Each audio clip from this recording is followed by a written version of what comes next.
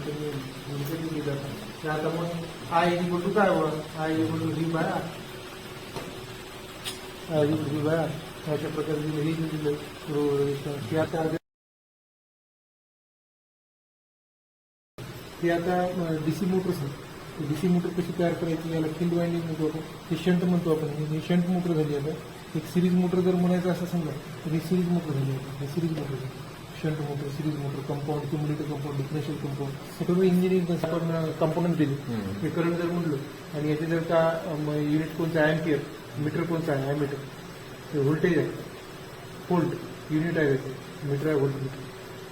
हा जर square M M असेल तर किती एम्पियर बघ, 30 एम्पियर मेन स्विचला वापरतो आपण.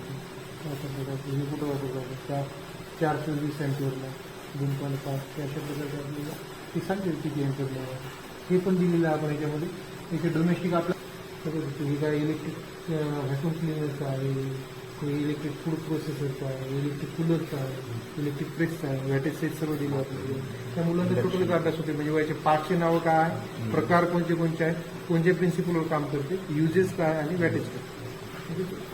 या ठिकाणी 5-6 विद्युत उपकरणांच्या 500 नावे या ठिकाणी दिलेली आहेत. विद्यार्थ्यांना ती उपकरणावाईज सेपरेट करावयाची आहेत.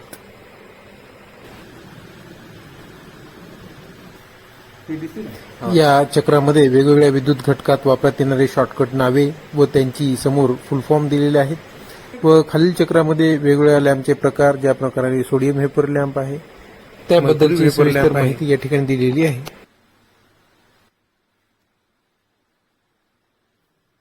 यामध्ये एक लॅम्प एका ठिकाणावरून, एक लॅम्प 2 ठिकाणावरून, एक लॅम्प 3 ठिकाणावरून सोबत गोडाऊन वायरिंग अशा प्रकारचे सर्किट यामध्ये दिलेले आहेत. सोबत क्विजमध्ये घरामधील संपूर्ण वायरिंग सर्किट यामध्ये दिलेली अभ्यास या ठिकाणी दिलेला आहे.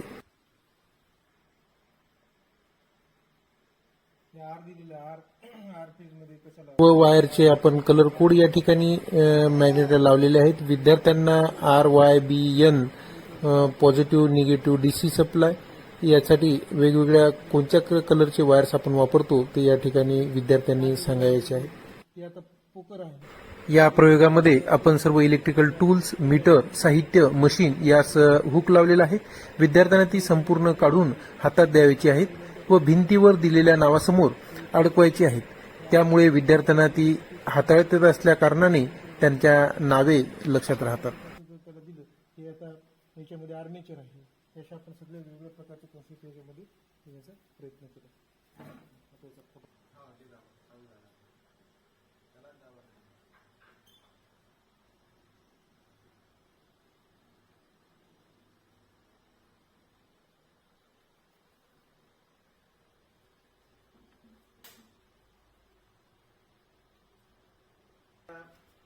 सगळं सिलेबस जोड्या लावा हे या ठिकाणी दिलेलं आहे.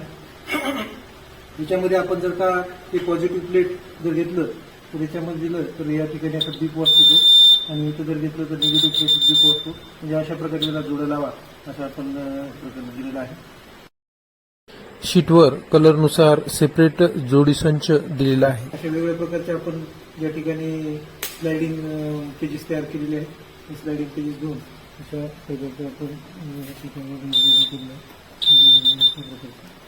याच्यामध्ये आपण पूर्ण सिलेबस या ठिकाणी कव्हर केलेला आहे. याच्यामध्ये दिलेलं पूर्ण टोटल सिलेबस या ठिकाणी आपण कव्हर केलेला आहे.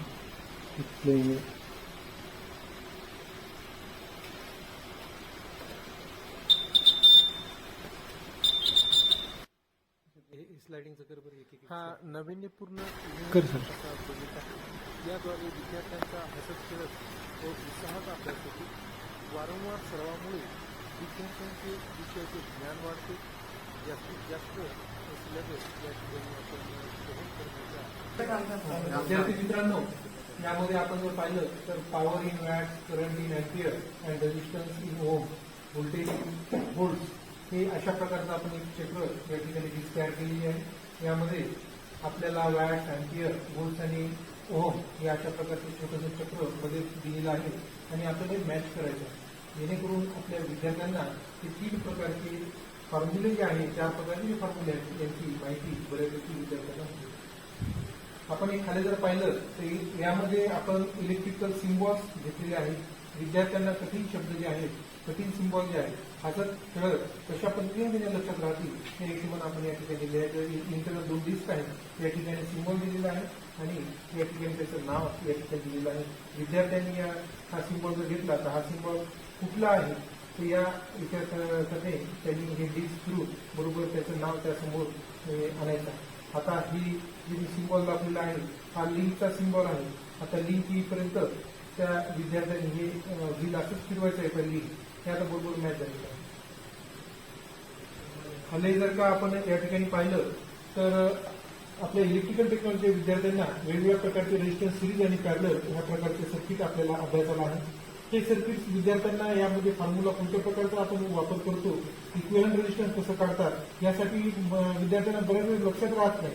तर आपण या ठिकाणी दिलेलं आहे R1, R2, R3 हे 3 रेजिस्टन्स जर का सिरीजमध्ये लावले तर यामध्ये आपल्याला कुठला फॉर्म्युला आपण वापरू शकतो. या ठिकाणी आपण R1 plus R2 plus R3 अशा प्रकारचा फॉर्म्युला आपण या ठिकाणी वापरू शकतो. हे आपण दिलं ते फिगर 1 साठी आहे. ते फिगर 2 साठी आपण जर का बघितलं R1 by resistance equivalent resistance 1 by equivalent resistance is equal to 1 by R1 plus 1 by R2 आणि 1 बाय R3 अशा प्रकारचा आपण या ठिकाणी फॉर्म्युला बनवू शकतो. खाली जर का आपण बघितलं तर याच्यामध्ये एसी सप्लाय सर्किटला दिल्यानंतर मेन करंट आय राहतो. त्याच्यामध्ये 2 ब्रँचेस दिलेले आहेत I1 आणि I2 हे 2 रेजिस्टन्स आपण या ठिकाणी पॅरललमध्ये लावलेले आहे. पूर्ण सर्किटचा करंट आय आहे, त्याच्यामध्ये I1 आणि I2 अशा 2 ठिकाणी विभागलेला आहे.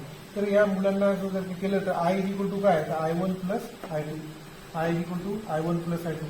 आता यामध्ये जर का आपण बघितलं तर इक्विव्हॅलंट रेजिस्टन्स कोणता आहे, हे जर का 2 जर का सारखेच रेजिस्टन्स असतील तर काय असेल I1 is equal to I2, I1 is equal to I2 आपण या ठिकाणी असं म्हणू शकतो. त्यानंतर याच्यामध्ये जर म्हटलं तर कोणतं जास्त असेल, आय हा जास्त आहे कोणापेक्षा I1 पेक्षा आणि I2 पेक्षा, असं या ठिकाणी आपण म्हणजे आय ग्रेटर दॅन I2 अशा प्रकारे आपण या ठिकाणी म्हणू शकतो. बाजूचं सर्किट बघितलं तर यामध्ये पण आपल्याला तसंच दिलेलं आहे. यामध्ये आपण जर का बघितलं तर I is equal to I2 आपण या ठिकाणी म्हणू शकतो, कारण की यामध्ये ते शॉर्ट झालेलं आहे आणि शॉर्ट झाल्यानंतर ते बायपास होतं आणि या ठिकाणी शॉर्ट सर्किट होते. I is equal to I2 अशा प्रकारे आपण या ठिकाणी म्हणू शकतो. पीटी हे 2 प्रकारचे सर्किट आपण या ठिकाणी दिले. सिटी म्हणजे करंट ट्रान्सफॉर्मर, पीटी म्हणजे पोटेन्शियल ट्रान्सफॉर्मर. ज्यावेळेस आपण ओव्हरहेड लाईनमध्ये जास्त करंट जे आपण छोट्या मीटरनं आपण ॲमीटरनं मोजू शकतो, जास्त व्होल्टेज छोट्या व्होल्टमीटरनं मोजू शकतो, त्यासाठी आपण हे 2 सर्किट दिलेले आहेत. या ठिकाणी आपण याला आपण सिटी म्हणतो आणि याला आपण पीटी म्हणतो. अशा प्रकारचे हे इलेक्ट्रिकल कॉम्पोनंटमध्ये स्पीड जर का बघितलं आपण तर याचं RPM आहे आणि याचं जर का पाहिलं तर आपण हे टेकोमीटरच्या सहाय्याने आपण ही स्पीड मोजतो. फ्रिक्वेन्सी जर पाहिलं तर आपण हर्ट्झ हा त्याचं युनिट आहे आणि त्याचं जे काय आहे फ्रिक्वेन्सी मीटर. त्याच्यानंतर पॉवरचं आपण युनिट आहे वॅट आहे आणि या ठिकाणी आपण काय करू शकतो इथं वॅट मीटर, इथं खालती वॅट मीटर दिलेलं आहे, या ठिकाणी आपल्याला पॉईंटर दाखवायचं आहे. त्यानंतर इलेक्ट्रिकल एनर्जी हे advance DC panel practice board आहे. यामध्ये जवळजवळ सर्व एसी प्रकारची वायरिंग डीसीद्वारे शिकता येते. यामध्ये शॉक लागत नसल्या कारणाने व यामधील ॲडव्हान्स टेक्निकमुळे कठीण वाटणारे वायरिंग कन्सेप्ट विद्यार्थ्यांचे 100% क्लिअर होतात.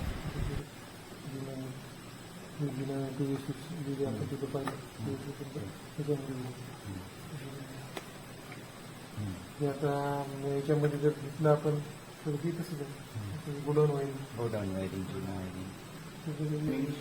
जोड्या लावा हा उपक्रम आहे. सोबतच यामध्ये सर्व प्रकारचे टूल्स आपण या ठिकाणी ठेवलेले आहेत. या ठिकाणी सर्व प्रकारचे साहित्य, ॲसेसरीज, केबलचे प्रकार या ठिकाणी विद्यार्थ्यांसाठी ठेवलेले आहेत. मॅच द पेअर्स किंवा जोड्या लावा उपक्रम यामध्ये अ गटातील विद्युत घटकांची जोडी ब गटातील घटकांसोबत लावायची आहे. ही नावे पृष्ठावर लिहून तयार केलेली आहे. अशा बऱ्याच जोड्या या ठिकाणी तयार केलेल्या आहेत. जर म्हणलं समजा हे दोष आहेत म्हणजे एखाद्याला दोष कसा आहे दोष तर हे दोष उपकरणाचे फॅन सुरू होत नाही त्याचे कारण काय आणि त्याचे उपाय. ते फॅन सुरू होतात फ्यूज होतो त्याचे कारण उपाय अशा प्रकारचे मुलांची ते द्यायचे. हे इथं दिलं आपण हे पूर्ण इलेक्ट्रिक बिल काढायचं समजा टोटल हे पूर्ण आता कम्प्युटर होत नाही म्हणून मी हाताने दिलं सगळं इलेक्ट्रिक बिल इलेक्ट्रिक फॅन आहे समजा किती वॅट सांगा 100 वॅटचा तर हे किती 12 तास जर चालला पर डे तर 1200 WH येते 1.2 kWh येते 30 दिवसात 36 kWh वॉटर लिटर 2000 वॅट हे जर का आपण 1/4 आवर जर चाललं तर 1000 वॅट आवर 1 kWh अशा प्रकारचे LED lamp 20 watt 1 kW motor अशा प्रकारे जर केला आपण तर हे आपल्या घरामधलं जर का अशा प्रकारचे लोड जर का एक दिवसाला चालला अशा प्रकारचं आणि हे त्याचं वॅटावर आहे आणि हे केडब्ल्यू म्हणजे 3 युनिट आहे म्हणजे आता हे एवढंच युनिट आहे आपल्या दिवसाचं पडलं आणि हे 30 दिवसात एवढं जर केलं आपण सगळं कॅल्क्युलेशन तर 92.28 होईल 92.28 गुणिले 5.25 जर केलं तर त्याची 84.47 आणि बाकी चार्जेस वेगळे जे काय फिक्स आहे अशा प्रकारचे दिलं आता मुलांना अशा प्रकारचे ते काढायचं वेगळ्या प्रकारची द्यायची आणि त्या मुलांनी द्यायला लावणार ते याच्यामध्ये आपल्याला दिलेलं आहे ट्रान्सफॉर्मरचा ट्रान्सफॉर्मर प्रायमरीचा फॉर्म्युला सेकंडरीचा म्हणजे याच्यामध्ये primary current primary voltage secondary current secondary voltage हे फॉर्म्युला घ्यायचा त्याच्यामध्ये विद्यार्थ्यांना जर वाटलं समजा तरी कसं करायचं बाहेर तर I1 जर म्हटलं त्याला काढा I1 म्हणजे काय I1 म्हणजे काय याच्यामध्ये सरळ सरळ I2 V2 divided by I म्हणजे अशा प्रकारचं त्या पुढे म्हणजे अशा प्रकारे पूर्ण कुठलं तयार करता की V is equal to I आणि रेजिस्टन्स म्हणजे हे आता आपला पाहिलेला ओमचा नियम आहे V is equal to I तर त्याच्यात बद्दल तसंच आहे पॉवरचा पण तसंच आहे voltage is equal to power by current किंवा power is equal to V into I अशा प्रकारचे आपण हे मुलांना करून वेगवेगळ्या प्रकारचे फॉर्म्युले तयार केले हे इथं आपण हे पोल माउंटेड सबस्टेशन आहे overhead line RYB 3 phase wire lightning arrester dropout fuse delta आणि स्टार कनेक्शन कशा प्रकारे करण्यात आले हे या ठिकाणी दाखवण्यात आलेले आहे यामध्ये 3 फेज 4 वायर विथ न्यूट्रल सप्लायला 3 phase meter single phase meter कशा प्रकारे जोडल्या जाऊन समोर सप्लाय कशा प्रकारे वापरतात हे या ठिकाणी दाखवण्यात आलेलं आहे यामध्ये 3 फेज सप्लाय नंतर आपण हे सप्लाय 3 फेज आणि सिंगल फेजचा वापर कशा प्रकारे करतो या ठिकाणी दाखवण्यात आलेला आहे सोबतच यामध्ये सिंगल फेज मीटरला कनेक्शन देऊन आपण ICDP iron clad double pole आणि त्यानंतर आपण डिस्ट्रीब्युशन बोर्डद्वारे कशा प्रकारे वेगवेगळ्या रूमला सर्किट प्रोव्हाइड करू शकतो हे या ठिकाणी दाखवण्यात आले आहे या ठिकाणी ओव्हरहेड 11 kV व 33 kV line insulator lightning arrester या ठिकाणी लावलेले आहेत सर्वप्रथम आपण या ठिकाणी स्टे इन्सुलेटर आहे यानंतर शकल इन्सुलेटर आहे याद्वारे आपण आपल्या घराबाहेरील पोलवरून आपण सप्लाय घेत असतो सोबतच याला लाइटनिंग अरेस्टर म्हणतात पोल माउंटेड सबस्टेशनवर जर का वीज पडली तर अतिरिक्त व्होल्टेज हे ग्राउंडेड करण्याचं काम हे लाइटनिंग अरेस्टर करतं त्यानंतर हे पिन इन्सुलेटर आहे हे सुद्धा 11 kV 33 kV ला पोलवर वापरतो त्यानंतर हे पॉलिमर इन्सुलेटर आहे हे याचा वापर सर्वात जास्त या ठिकाणी करतो डिस्क इन्सुलेटर आहे आणि खालती वायर होल्डर आहे हा लाकडी प्रात्यक्षिक बोर्ड आहे यावरती विद्यार्थी वेगवेगळ्या प्रकारच्या वायरिंग फिटिंग करून पाहत असतात यामध्ये आपल्याला समोर 4 लॅम्पची गोडाऊन वायरिंग या ठिकाणी दिसत आहे यामध्ये 3 2 वे स्विच व 1 1 वे स्विचचा वापर केलेला आहे विद्यार्थी नंतर हे काढून परत दुसऱ्या प्रकारची वायरिंग या ठिकाणी करतात